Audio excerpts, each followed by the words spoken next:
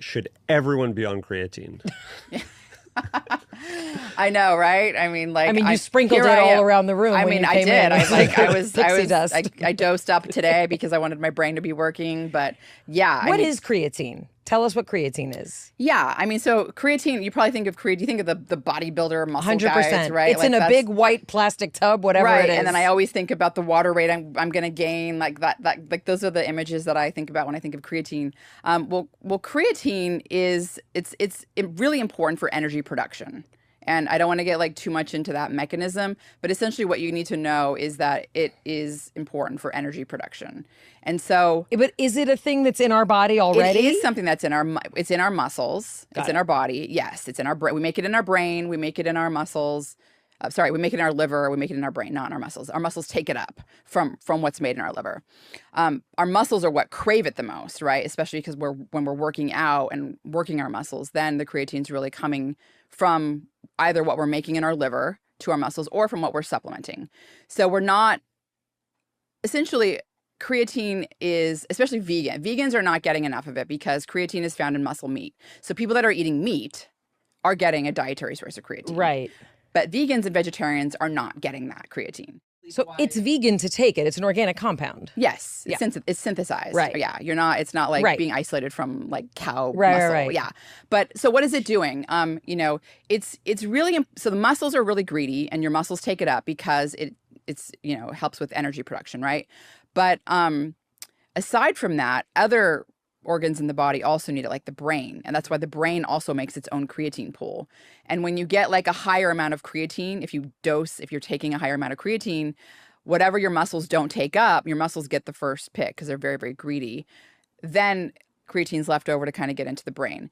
And so people that are taking about 5 grams of creatine a day, which is what I used to take, it's enough for your muscles. That's pretty much what your muscles are happy with. And when I say your muscles, like, why do your muscles want it? It's not necessarily going to bulk you up. It's not like protein. Creatine doesn't increase muscle protein synthesis. You're not going to, get bigger muscles unless you work out. What it does do is helps you work out harder because you have, like, you're able to basically get more energy and more power. So the volume of your workouts are better. Now it feels like you're giving me a steroid. But it's not. It's not a steroid. Am I going to be like grunting? It's all the effort, right? Yeah.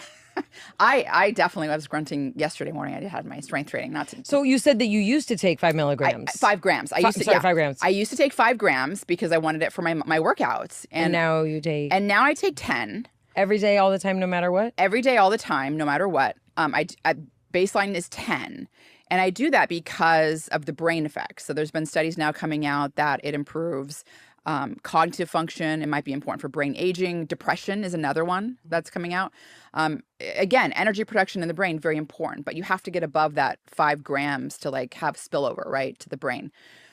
But there's an even bigger, I would say, dose that I take on days when I don't sleep well. So if I'm traveling, I'm jet lagged, I'm in like the other part of the country, and I have to give a talk at like 8 a.m., which is, 5 a.m. my biological time. In those sorts of scenarios, I actually take 15 to 20 grams.